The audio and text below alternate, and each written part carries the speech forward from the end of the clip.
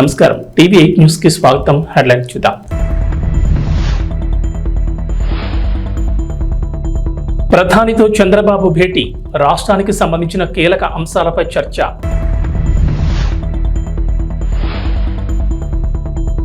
AP ప్రజలకు చంద్రబాబు సర్కార్ good news, ఈ నెల 8 నుంచి ఉచిత ఇసుక విధానం అమలు.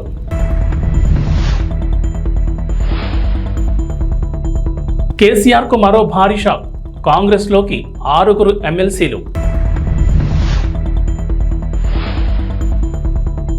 తెలంగాణకు రెయిన్ అలర్ట్, ఈ నెల 7-8 తేదీల్లో పలు జిల్లాల్లో భారీ వర్షాలు. ఆంధ్రప్రదేశ్ ముఖ్యమంత్రి నారా చంద్రబాబు నాయుడు ఢిల్లీ పర్యటనలో బిజీగా గడిపారు. ప్రధాని నరేంద్ర మోడీ కేంద్ర మంత్రుల్ని కలిశారు.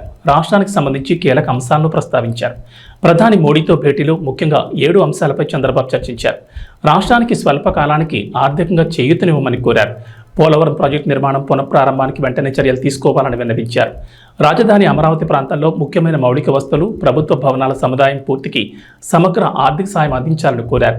పారిశ్రామిక అభివృద్ధికి ప్రోత్సాహకాలు, రాష్ట్రాలకు మూలధనం వ్యయం అందించే ప్రత్యేక పథకం కింద ఆంధ్రప్రదేశ్కు అదనపు కేటాయింపులు జరిపి రోడ్లు, బ్రిడ్జిలు, సాగునీరు, తాగునీటి ప్రాజెక్టులు పూర్తయ్యేలా చూడాలన్నారు. చంద్రబాబు బుందేల్ఖండ్ ప్యాకేజ్ తరహాలో రాష్ట్రంలోని వెనుకబడిన ప్రాంతాలకు సాయం చేయాలని కోరారు.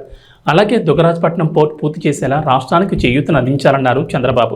ప్రధానంగా రాష్ట్ర ఆర్థిక పరిస్థితి సరిగ్గా లేదని, వచ్చే ఆదాయం జీతాలు, పింఛన్లు, అప్పులు తీర్చడానికి కూడా సరిపోవడం లేదని కేంద్రం చేయూత ఇవ్వాలని కోరారు. మిగిలిన రాష్ట్ర సమస్యల్ని ప్రధాని దృష్టికి తీసుకెళ్లారు. ప్రధానంగా పోలవరం ప్రాజెక్టు, జలవనరులు, రోడ్లు, రాజధాని నిర్మాణాలను గత ప్రభుత్వం విస్మరించడంతో రాష్ట్రం తీవ్రంగా నష్టపోయిందన్నారు. కేంద్రం ఆర్థికంగా చేయూతనివ్వకపోతే ఈ సవాళ్ల నుంచి బయటపడడం కష్టమన్నారు ముఖ్యమంత్రి. ప్రధాని మోడీ నాయకత్వంలో ఆంధ్రప్రదేశ్ మళ్లీ బలమైన పవర్ హౌస్గా అవతరిస్తుందని తనకు పూర్తి నమ్మకం ఉందన్నారు. ఆంధ్రప్రదేశ్ ప్రభుత్వం కీలక నిర్ణయం తీసుకుంది. ఈ నెల 8 నుంచి ఉచిత ఇసుక విధానం అమలు చేయనుంది. ఉచిత ఇసుకపై గనుల శాఖ అధికారులు మార్గదర్శకాలు సిద్ధం చేశారు. సోమవారం నుంచి ఈ మార్గదర్శకాలు అమలు సిద్ధమైనట్లు తెలుస్తోంది. ఈ మేరకు ప్రభుత్వం కీలక మార్గదర్శకాలను రూపొందించింది. ఇకపై ప్రభుత్వం రూపాయి కూడా ఇసుక నుంచి తీసుకోకూడదని నిర్ణయించింది. ఇప్పటి వరకు టన్ను ఇసుకను 475 రూపాయలు చొప్పున విక్రయించగా ఇందులో కాంట్రాక్టర్ తవ్వకాలు, రవాణా ఖర్చు 100 తీసేస్తే మిగిలిన 375 రూపాయలు ప్రభుత్వానికి వచ్చేది. తాజా నిర్ణయం ప్రకారం 375 కాకుండా కేవలం 88 మాత్రమే వసూలు చేయనున్నారు. ఈ డబ్బులు కూడా స్థానిక సంస్థలకు జమ చేయనున్నారు. ఇందులో సేనరేజ్ ఛార్జ్ కింద 66 రూపాయలు టన్నుకు తీసుకుంటున్నారు. ఈ 66 రూపాయలను నేరుగా జిల్లా, మండల పరిషత్తులు, పంచాయతీలకు చేరుతుంది. 19.80 జిల్లా ఖనిజ నిధి కింద వసూలయ్యే మొత్తం రీచ్ ప్రాంత అభివృద్ధికి జిల్లా ఖాతాలోకి వెళుతుంది. 1.32 గనుల శాఖలో ఖనిజ అన్వేషణ ట్రస్ట్కు వెళ్లనుంది. గతంలో ఉన్న విధానంతో పోలిస్తే ఇసుక ప్రతి టన్నుకు 287 భారం తగ్గుతుందని అధికారులు చెబుతున్నారు. ఆంధ్రప్రదేశ్లో రేషన్ పంపిణీకి సంబంధించి పౌర సరఫరాల శాఖ మంత్రి నాదెండ్ల మనోహర్ కీలక వ్యాఖ్యలు చేశారు. గత ప్రభుత్వ హయాంలో రేషన్ మాఫియాలో ప్రధాన భాగస్వాములు ఎండియు వాహనాల నిర్వాహకులేనని ఆరోపించారు. వైఎస్ఆర్సీపీ ప్రభుత్వంలో రేషన్ డోర్ డెలివరీ పేరుతో 9,260 వాహనాలు కొనుగోలు చేసిన విషయాన్ని గుర్తు చేశారు. దీంతో పౌర సరఫరాల సంస్థకు 1,500 కోట్ల నష్టం జరిగిందన్నారు.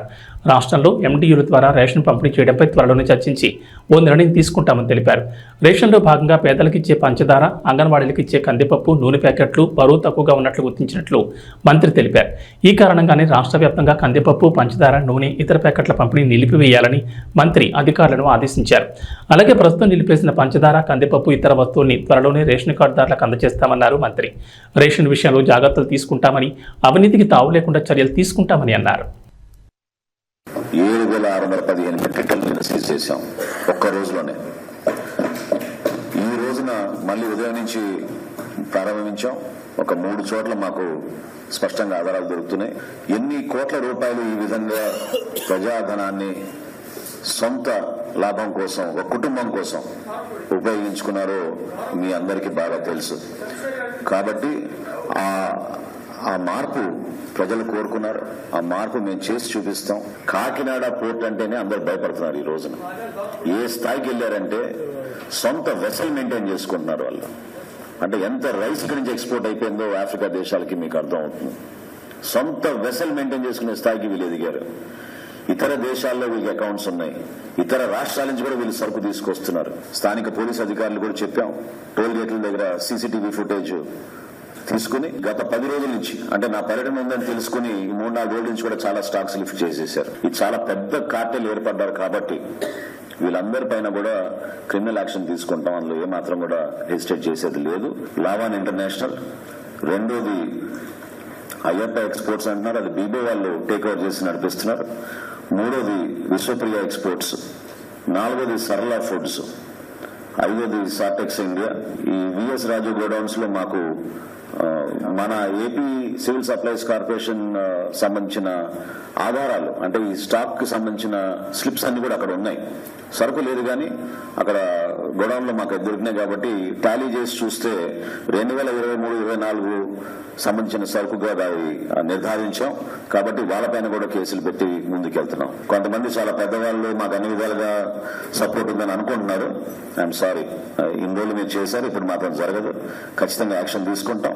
మాకున్న గోడౌన్స్ కానివ్వండి, ప్రైవేట్ గా తీసుకున్న గోడౌన్స్ లో కానివ్వండి, ఎక్కడ అవకతవకలు జరుగుతున్నాయో, ఏ విధంగా రవాణా జరుగుతుందో, వీటన్నిటిపైన కూడా డెఫినెట్ గా ప్రతి జిల్లాలో కూడా ఈ విధంగానే సమీక్షా సమావేశాలు ఏర్పాటు చేసుకుని కొన్ని చర్యలు తీసుకుంటాం. ఎందుకంటే ఇక్కడ ఒక మాఫియా ఏర్పడింది, వ్యవస్థీకృత మాఫియా, మామూలుగా లేదు. సామాన్యుడి పొట్టగొట్టి 39 రూపాయలు పర్ కిలో బియ్యం మీకు సరఫరా మేము కొని మీకు ఇస్తుంటే రూపాయికి 8 రూపాయలకి 10 రూపాయలకి ఈ దళారులు వచ్చి ఈ మాఫియా ఏర్పాటు చేసి ఒక కార్టెల్ గా వీరు ఏర్పడి కాకినాడ పోర్టుని అడ్డగా మార్చుకుని రాష్ట్ర వ్యాప్తంగా ఇక్కడ తీసుకొచ్చి ఇది ఒక భారీ దందాకి వీళ్ళు పాల్గొన్నారు.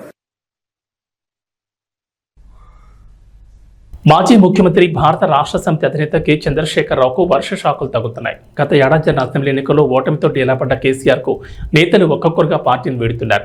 కాంగ్రెస్ ఆపరేషన్ ఆకర్ష్ కు బీఆర్ఎస్ విలువలాడుతోంది. కాంగ్రెస్ లోకి బీఆర్ఎస్ వలసల పరంపర కొనసాగుతోంది. తాజాగా బీఆర్ఎస్ కు చెందిన 6 ఎమ్మెల్సీలు కాంగ్రెస్ లో చేరారు. ఎమ్మెల్సీలు భానుప్రసాద్, బస్వరాజ్ సారయ్య, దండే విఠల్, ఎంఎస్ ప్రభాకర్, ఎగ్గె మల్లేశం, బుగ్గారపు దయానంద్ కాంగ్రెస్ కండువాలు కప్పుకున్నారు. ఢిల్లీ పర్యటన ముగించుకుని ముఖ్యమంత్రి రేవంత్ రెడ్డి రాష్ట్రానికి రాగానే అర్ధరాత్రి ఆయన నివాసంలో వారంతా కాంగ్రెస్ పార్టీలో చేరడం గమనార్హం. ఈ కార్యక్రమంలో కాంగ్రెస్ వ్యవహారాల ఇన్ఛార్జ్ దీపాదాస్ మున్షి పాల్గొన్నారు. Dande Vithal Adilabad local body, Bhanuprasad Karimnagar local body, MS Prabhakar Rangareddy జిల్లా local body, Boggavarapu Dayanand governor quota, Egge Mallesham MLA quota, Baswaraj Saraiah governor కోటాలో ఎమ్మెల్సీలుగా ఎన్నికయ్యారు. శుక్రవారం అమావాస్య కావడంతో గురువారం రాత్రి వీడు కాంగ్రెస్ పార్టీలో చేరినట్టు తెలుస్తోంది. వీరి చేరికతో మండలంలో కాంగ్రెస్ బలం 12కు చేరింది. తెలంగాణ రాజకీయాల్లో ఆసక్తికర పరిణామాలు చోటు చేసుకుంటున్నాయి. బీఆర్ఎస్ పార్టీలోని కీలక నేతలు వరుసగా కాంగ్రెస్ పార్టీలోకి చేరిపోతున్నారు. ఈ క్రమంలోనే బీఆర్ఎస్ పార్టీలో కీలక నేతగా వ్యవహరించిన సీనియర్ నేత కె కేశవరావు ఆ పార్టీకి గత కొంతకాలంగా దూరంగా ఉండగా నిన్న ఢిల్లీలో అధికారికంగా పార్టీ జాతీయ అధ్యక్షుడు మల్లికార్జున ఖర్గే సమక్షంలో కాంగ్రెస్ తీర్థం పుచ్చుకున్నారు. దీంతో 10 ఏళ్ల తర్వాత కేకే మళ్లీ తన సొంత గూటికి చేరుకున్నట్లయింది. ఈ క్రమంలోనే కేకే తన రాజ్యసభ సభ్యత్వానికి కూడా రాజీనామా చేశారు. ఈ మేరకు తన రాజీనామా లేఖను Rajya Sabha chairman, vice president Jagdeep ధన్ఖడ్కు అందించారు. అయితే రాజకీయాల్లో సీనియర్గా ఎంతో అనుభవం ఉండగా బీఆర్ఎస్ పార్టీలోనూ కేసీఆర్ 10 ఏళ్ల ప్రభుత్వంలోనూ కీలకంగా వ్యవహరించారు. ప్రభుత్వం ఏ నిర్ణయం తీసుకున్నా అందులో కేకే సలహాలు, సూచనలు ఖచ్చితంగా ఉండేవి. అలాంటి వ్యక్తి కాంగ్రెస్ పార్టీలోకి రావడంతో అధికారంలో ఉన్న రేవంత్ రెడ్డి సర్కార్ ఆయనకు సముచిత స్థానం కల్పించాలని యోచిస్తోంది. ఆయనకున్న రాజకీయ పాలనాపరమైన అనుభవాలను వినియోగించుకునేందుకు గాను ప్రభుత్వ సలహాదారుగా నియమించాలని రేవంత్ రెడ్డి సర్కార్ యోచిస్తున్నట్టు తెలుస్తోంది. ఈ మేరకు అధికారికంగా ప్రకటన వెలువడాల్సింది. ఎన్నికలప్పుడు మాత్రమే రాజకీయాలని, ఆ తర్వాత పార్టీలకు అతీతంగా అభివృద్ధి కోసం పనిచేస్తామని, కేంద్రంతో సత్సంబంధాలు కొనసాగించాలనేదే తమ ఉద్దేశం అంటూ సీఎం రేవంత్ రెడ్డి తెలిపారు. సీఎం రేవంత్ రెడ్డితో పాటు డిప్యూటీ సీఎం మల్లు భట్టి విక్రమార్క తదితరులు ఢిల్లీ పర్యటనలో ఉన్నారు. ఈ పర్యటనలో భాగంగా ప్రధానమంత్రి నరేంద్ర మోడీ, హోంశాఖ మంత్రి అమిత్ షా తదితర మంత్రులతో భేటీ అయ్యారు. తెలంగాణ రాష్ట్ర ప్రయోజనం దృష్టిలో ఉంచుకుని విభజన చట్టంలోని పలు అపరిష్కృత సమస్యలను వెంటనే పరిష్కరించేందుకు చొరవ చూపాలని, విభజన హామీలను త్వరగా నెరవేర్చడమే కాకుండా రాష్ట్రానికి రావాల్సిన నిధులను వెంటనే విడుదల చేయాలని రేవంత్ రెడ్డి బృందం కేంద్రానికి విజ్ఞప్తులు చేసింది. ఈ మేరకు మోడీకి, అమిత్ షాకి పలు వినతి పత్రాలు సమర్పించింది. కేంద్ర పెద్దలతో భేటీ అనంతరం మీడియాకు రేవంత్ రెడ్డి బృందం సమావేశం ఏర్పాటు చేసింది. సమావేశాలకు సంబంధించిన వివరాలు మీడియాకు వివరించారు. రాష్ట్ర అభివృద్ధితో పాటు విభజన చట్టంలో ఉన్న అంశాలపై ప్రధానమంత్రి నరేంద్ర మోడీతో పాటు కేంద్ర హోంశాఖ మంత్రి అమిత్ షాను కలిసినట్లు రేవంత్ రెడ్డి తెలిపారు.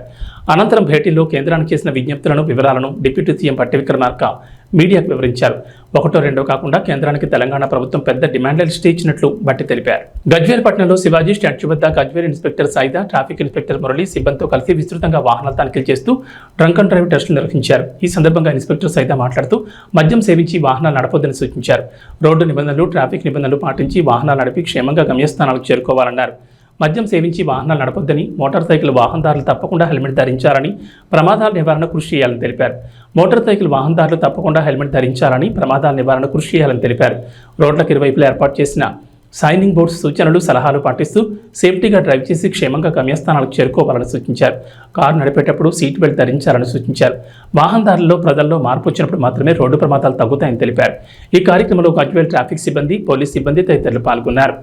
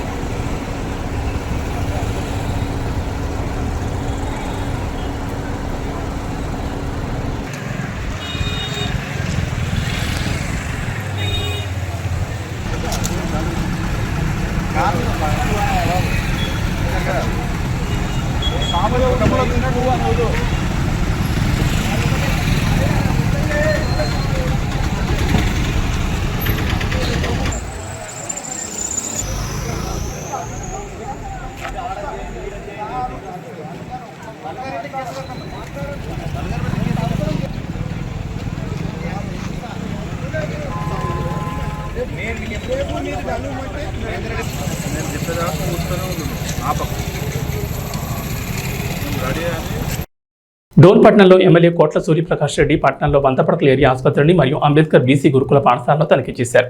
ఈ సందర్భంగా వంతపడకల ఏరియా ఆసుపత్రికి కావాల్సిన సదుపాయాలు మరియు మిషనరీ గురించి డాక్టర్లతో తెలుసుకున్నారు.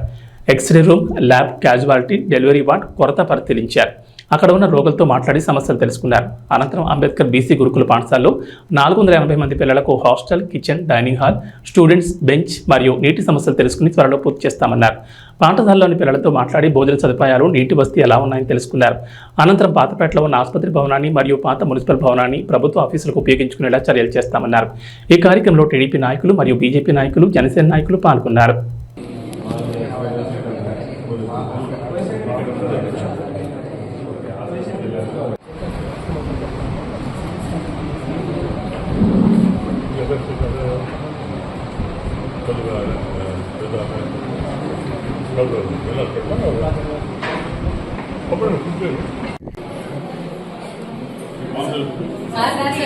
పచ్చడి ఇస్తాం సార్. ఒకసారి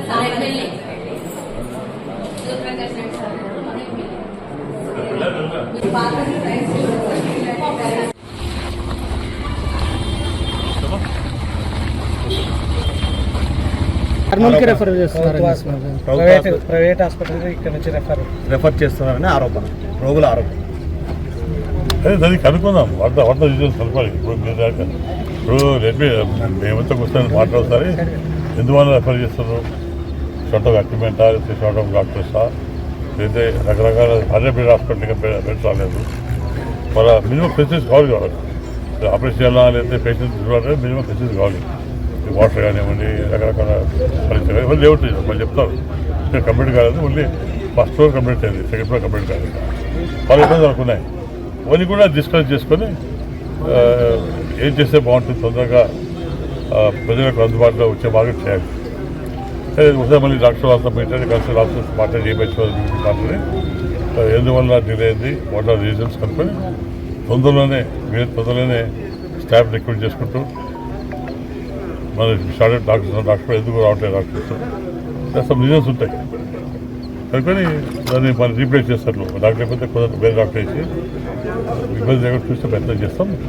సో నేను సుమారు ఎప్పుడైనా మంచి డిస్కస్ చేసి వాళ్ళ ప్రాబ్లం డాక్టర్ చెప్పాను. నేను వాళ్ళ ప్రాబ్లమ్స్ ఏంటి, వాళ్ళ ఏమైనా తక్కువనే వాళ్ళ స్టాఫ్ కానివ్వండి, నిజంగా మామూలుగా ఇన్పేషెంట్స్ ఫుడ్ సిస్టమ్ కానివ్వండి, రకరకాల సమస్యలు కొన్ని డిస్కస్ చేసి దాన్ని తొందరగా మాట్లాడి తొందరగా 1-2 months దాన్ని కంప్లీట్ చేసి ప్రజలకు అందుబాటులో వస్తాను ప్రయత్నం చేస్తాం. అల్లూరు సీతారామరాజు ఒక పోరాట స్ఫూర్తి అని, వారి ధైర్య సాహసాలు యువతకు ఆదర్శనీయమని జిల్లా కలెక్టర్ పి రంజిత్ పాషా కొనియాడారు. అల్లూరు సీతారామరాజు 126వ జయంతి సందర్భంగా కలెక్టరేట్ కాన్ఫరెన్స్ హాల్లో జిల్లా గిరిజన సంక్షేమ శాఖ ఆధ్వర్యంలో అల్లూరు సీతారామరాజు చిత్రపటానికి జిల్లా కలెక్టర్ పూలమాలలు వేసి ఘనంగా నివాళులర్పించారు. ఈ సందర్భంగా జిల్లా కలెక్టర్ మాట్లాడుతూ భారత స్వాతంత్ర చరిత్రలో అల్లూరు సీతారామరాజు ఒక మహోజ్వల శక్తి అని, ఆయన జరిపిన పోరాటం స్వాతంత్రోద్యమంలో ఒక ప్రత్యేక అధ్యాయం అన్నారు. స్వాతంత్రోద్యమంలో పాల్గొని తనకంటూ ఒక ప్రత్యేక స్థానాన్ని చాటుకున్న విప్లవ వీరుడన్నారు. మన్యం వీరుడు అల్లూరు సీతారామరాజు స్ఫూర్తితో ప్రతి ఒక్కరూ సామాజిక బాధ్యత కలిగి ఉండాలన్నారు. అల్లూరు సీతారామరాజును ఆదర్శంగా తీసుకుని దేశ సమాజ సేవలో ప్రతి ఒక్కరూ భాగస్వాములు కావాలన్నారు. అల్లూరు సీతారామరాజు చరిత్రను విద్యార్థులంతా తప్పకుండా తెలుసుకోవాలని, అల్లూరి స్ఫూర్తిని ఆదర్శంగా తీసుకుని నిస్సహాయ స్థితిలో ఉన్న వారిని ఆదుకోవాలని కోరారు. అల్లూరు సీతారామరాజు 1897 సంవత్సరంలో జన్మించి కేవలం 27 ఏళ్లు మాత్రమే జీవించి సమాజం కోసం ప్రాణాలు అర్పించారని తెలిపారు. ఆయన మరణించి 100 సంవత్సరాలు గడుస్తున్నా ఇప్పటికీ స్మరించుకుంటున్నామని, దేశం కోసం, అడవి బిడ్డల సంక్షేమం కోసం పోరాడిన వ్యక్తి అల్లూరి సీతారామరాజు అన్నారు. అప్పట్లో బ్రిటిష్ వారు మన్యంలో ఉన్న గిరిజనులను ఎన్నో ఇబ్బందులు గురిచేసేవారని, అడవిలో ఉండే ఉత్పత్తులు సేకరించి అమ్ముకునే వారిపై దమనకాండ చేస్తుండగా బ్రిటిష్ వారిపై వివిధ రకాలుగా పోరాడి వారికి విముక్తి కల్పించిన వ్యక్తి అల్లూరి సీతారామరాజు అన్నారు. ఆయన పోరాటాన్ని స్ఫూర్తిగా తీసుకుని దేశ యువత ముందుకు సాగాలని కలెక్టర్ అన్నారు. ఉద్యోగ పర్వంలో ఏజెన్సీ ప్రాంతంలో సేవ చేసే సౌభాగ్యం తనకు కలిగిందని కలెక్టర్ తెలిపారు. జోహార్ అల్లూరి సీతారామరాజు, జోహార్ అల్లూరి సీతారామరాజు, పాకిస్తాన్ అల్లూరి సీతారామరాజు ఆశయాలను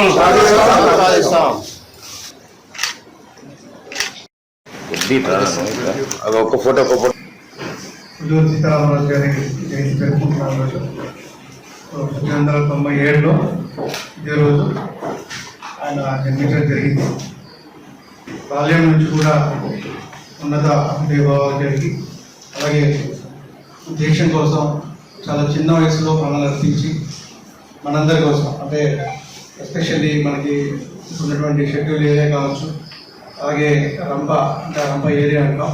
సో ఆ ఏరియాలంతా కూడా అక్కడ ఉన్నటువంటి చాలా వెనుకున్న ట్రైబల్స్ కోసం ఎంతో కృషి చేసి ధైర్యంగా బ్రిటిషర్స్ వాళ్ళందరూ కూడా ఎదుర్కొని ఒక రంప తిరుగుబాటును ఏర్పాటు చేయడమే కాకుండా ట్రైబల్స్లో అప్పుడు ఉన్నటువంటి ప్రజల్లో చాలా వరకు ప్రభుత్వం యొక్క దురాగతాలు కావచ్చు అప్పట్లో. సో వాటిని ఎలాగైతే వాటిని ఎదుర్కోవాలి, సో వాళ్ళకి ప్రాపర్గా ట్రైనింగ్ ఇవ్వడం, వాళ్ళందరికీ కూడా విద్యలో వాళ్ళందరికీ కూడా ట్రైనింగ్స్ ఇవ్వడం, సో ఒక తిరుగుబాటు విప్లవాన్ని అక్కడ తీసుకురావడం. సో దాని ద్వారా మీకు తెలుసు ఆ ఫర్దర్ స్టెప్స్ ఎలా జరిగాయో మనకి నేషనల్ మూమెంట్లో. సో ఆ తర్వాత ఇప్పటికీ కూడా మనం 8 సంవత్సరాల తర్వాత కూడా ఒక వ్యక్తిని మనం గుర్తుపెట్టుకొని మరి ఆయన గురించి మాట్లాడుతూ ఆయన మళ్ళీ సరే స్మరించుకుంటున్నామంటే ఆయన చేసిన మంచి విషయాలు మనందరికీ, ఆయన చేసినటువంటి అప్పుడు అంత ధీరోదాత్తంగా ఆయన పోరాడినటువంటి ఆ విలువలు కావచ్చు, ఆయన దేనికోసమైతే ఆ విప్లవాన్ని స్టార్ట్ చేశారో, దేనికోసమైతే ప్రాణాల చదువు లెక్క చేయకుండా ఎదురుండి పోరాడారో, దాన్ని ఆ విలువల్ని, ఆ భావాల్ని, ఆ యొక్క ఏవైతే ఆశయాలు ఉన్నాయో అవన్నీ కూడా మనం ఇప్పటికీ కూడా ఇంకా మనకి చాలా చోట్ల ఇంకా వెనుకబడినటువంటి వాళ్ళు ఉన్నారు. సో వాళ్ళందరినీ కూడా మనం పైకి తీసుకురావాలి. ఎస్పెషల్లీ షెడ్యూల్ ఏరియాకి సంబంధించి నేను కమిషనర్ డెవలపర్గా ఉన్నప్పుడు కొన్ని యాక్టివిటీస్ చేయడం జరిగింది. అలాగే ఇక్కడ కూడా కొన్ని యాక్టివిటీస్ మనం చేయడం జరిగింది. సో ఎక్కడ ఉన్నప్పటికీ కూడా సో మనం ఒకసారి మళ్ళీ అభిప్రాయం దగ్గర స్మరించుకుంటూ ఆయన ఆశయాలకి మళ్ళీ ఒకసారి అందరం కూడా మనం గుర్తు చేసుకుంటూ మళ్ళీ మనం ఆ సాధనకి, ఆ ఆశయాల సాధనకి మనందరం కూడా ఉన్నంకితం కావాలని చెప్పేసి. కల్కి 2898 చిత్రం ఓవైపు కాతుల వర్షం కురిపిస్తూనే మరోవైపు రికార్డులను తిరగరాస్తోంది. ప్రభాస్ ప్రధాన పాత్రలో నటించిన ఈ చిత్రాన్ని అద్భుతంగా తెరకెక్కించారు డైరెక్టర్ నాగశ్విన్. ఇక లెజెండరీ నటులు అమితాబ్ బచ్చన్, కమల్ హాసన్ ఇందులో కీలక పాత్రలు నటించారు. మొత్తానికి కల్కితో తిరిగి ఫామ్లోకి వచ్చిన ప్రభాస్కి తన పెద్దమ్మ కృష్ణరాజ్ భార్య శ్యామలాదేవి ఓ రిక్వెస్ట్ చేశారట. మన్యం వీరుడు అల్లూరి సీతారామరాజు జీవితంపై ఓ సినిమా చేయమని ప్రభాస్ను కోరతానని ఆమె అన్నారు. హైదరాబాద్ ట్యాంక్ బండ్ వద్ద క్షత్రియ సేవాసం నిర్వహించిన అల్లూరి సీతారామరాజు 127వ జయంతి వేడుకల్లో శ్యామలాదేవి పాల్గొన్నారు. ఈ సందర్భంగా మీడియాతో మాట్లాడుతూ ఈ స్టేట్మెంట్ ఇచ్చారు. అల్లూరి సీతారామరాజు పాత్రను కృష్ణరాజు గారు చేద్దామనుకున్నారు. ఆయన నా పాత్రలో చూడాలని మా అందరి కోరిక. కానీ ఆ తర్వాత కృష్ణ గారు చేశారు. చాలా మంచి సినిమా, పెద్ద హిట్ అయింది. ఇప్పుడు ఇన్ని సంవత్సరాల తర్వాత ఆ క్యారెక్టర్లో ప్రభాస్ను చూడాలని అభిమానుల కోరిక. వారి విన్నపాన్ని నేను బాబుకు విన్నవిస్తాను. ఆ క్యారెక్టర్కు ఏమాత్రం అవకాశం ఉన్నా ప్రభాస్ని చేయమని కోరుతాను. ప్రభాస్ని ఈ పాత్రలో చూస్తే సీతారామరాజు మళ్లీ పుట్టినట్లుగా అనిపిస్తుందని అభిమానులు అంటున్నారు. అది కూడా నేను ప్రభాస్ చెప్తానంటూ శ్యామలాదేవి అన్నారు. సీతక్క గారికి కూడా మా మాట మన్నించి వచ్చినందుకు ఆవిడకి కూడా మా ధన్యవాదములు. ఇంకో విషయం ఏంటంటే కమిటీ వారందరూ ఒకటి కోరారు. ఇప్పుడు కృష్ణరాజు గారు చేద్దాం అనుకున్నారు. ఆయన ఆ క్యారెక్టర్లో చూడాలని మా అందరి కోరిక. అలాగే తర్వాత కృష్ణ గారు చేశారు. చాలా మంచి మూవీ, ఎంతో హిట్ అయింది. ఎన్నో సంవత్సరాలు అయిపోయాక ఇప్పుడు ఆ క్యారెక్టర్లో ఒకసారి రిపీట్ అయ్యి మా ప్రభాస్ గారిని చూడాలని వాళ్ళందరూ కోరిక. వాళ్ళందరూ విన్నపం నేను బాబుకు వినిపిస్తాను. ఆ క్యారెక్టర్ ఏమాత్రం అవకాశం ఉన్నా ప్రభాస్ గారిని చేయమని కోరుతాం. మళ్ళీ ఇంకో సీతారామరాజు మళ్ళీ పుట్టాడు అని అనిపించేలాగా మాకు ఆ ప్రభాస్ గారిని చూస్తే అనిపిస్తుందని నాగరాజు గారు, మా నాగరాజు గారు వీళ్ళందరూ చెప్పడం జరిగింది. అది కూడా నేను బాబుకి తెలియజేస్తాను. ఈరోజు అల్లూరి సీతారామరాజు గారి గురించి ప్రతి ఒక్కరూ గర్వించదగ్గ మహానుభావుడు, మన్యం వీరుడు. T20 ప్రపంచ కప్ కైవసం చేసుకుని భారత గడ్డపై అడుగుపెట్టిన టీమిండియాకు ఘన స్వాగతం లభించింది. గురువారం మొత్తం టీమిండియా ప్లేయర్లు సంబరాల్లో మునిగిపోయారు. ఫ్యాన్స్ను ఉత్సాహపరుస్తూ గడిపారు. బార్బడోస్ నుంచి 15 గంటల ప్రయాణం తర్వాత టీమిండియా ప్రత్యేక విమానంలో ఢిల్లీలో ల్యాండ్ అయింది. అనంతరం హోటల్లో ఫ్రెష్ అప్ అయి ప్రధానమంత్రి నరేంద్ర మోడీతో భేటీ అయ్యారు. అంతకుముందు హోటల్ వద్ద బ్యాండ్ శబ్దాలకు డాన్సులు చేశారు. ఆ తర్వాత భారత క్రికెట్ ప్లేయర్లు ముంబైలో అడుగుపెట్టారు. ప్రపంచ కప్ గెలిచి తొలిసారి ముంబై గడ్డపై అడుగుపెట్టి టీమిండియాకు అపూర్వ స్వాగతం లభించింది. వారు ప్రయాణించిన విమానానికి 2 వైపుల నుంచి వాటర్ ఇంజన్లతో నీరు కుమ్మరించి వెల్కమ్ చెప్పారు. విజయోత్సవ ర్యాలీ సాగిన మెరైన్ డ్రైవ్ రోడ్ జనసంద్రాన్ని తలపించగా అనంతరం వాంకడేలో ఏర్పాటు చేసిన కార్యక్రమంలో టీమిండియా ప్లేయర్లు భావోద్వేగానికి గురయ్యారు. ఇక వాతావరణ విషయానికి వస్తే రాష్ట్రంలో నైరుతి రుతుపవనాలు చురుగ్గా మారినట్లు వాతావరణ శాఖ తెలిపింది. జూలై 7, 8 తేదీల్లో భారీ వర్షాలు కురిసే అవకాశం ఉందని ఐఎండీ అంచనా వేస్తుంది. జూలై 7న ఆదివారం భద్రాద్రి కొత్తగూడెం, ఖమ్మం, నల్గొండ, సూర్యాపేట, నాగర్ కర్నూలు, వనపర్తి జిల్లాలోను, జూలై 8 సోమవారం మంచిర్యాల, కరీంనగర్, పెద్దపల్లి, జయశంకర్ భూపాలపల్లి, ములుగు, మహబూబాబాద్, వరంగల్, హనుమకొండ, జనగాం జిల్లాలో భారీ వర్షాలు కురుస్తాయని పేర్కొంది. వీటితో పాటు ఇతర జిల్లాల్లోనూ ఎదురుగాలుతో కూడిన మోస్తరు వర్షాలు పడే అవకాశాలున్నాయని చెప్పింది. అటు గురువారం ఉదయం నుంచి శుక్రవారం ఉదయం వరకు పలు ప్రాంతాల్లో తేలికపాటి వర్షాలు నమోదయ్యాయి. యాదాద్రి, సూర్యాపేట, ఖమ్మంతో పాటు పలు చోట్ల ఓ మోస్తరు వర్షాలు కురిశాయి. శుక్రవారం రాత్రి హైదరాబాద్ నగర శివార్లోని ఎల్బీ నగర్, వనస్థలిపురం, హయత్ నగర్, పహాడీ షరీఫ్, తుకుగూడ, పాలానగర్, బిఎన్ రెడ్డి నగర్లో మోస్తరు జల్లులు పడ్డాయి. నైరుతి రుతుపవనాల తోడు ఉపరితల గాలులు వీస్తున్నాయని గురువారం నుంచి 5 రోజుల పాటు తేలికపాటి నుంచి ఓ మోస్తరు వర్షాలు కురిసే అవకాశం ఉన్నట్లు ఇప్పటికీ ఐఎండీ అంచనా వేసింది. ఏవీ బులెటిన్ విశేషాలు. నమస్కారం.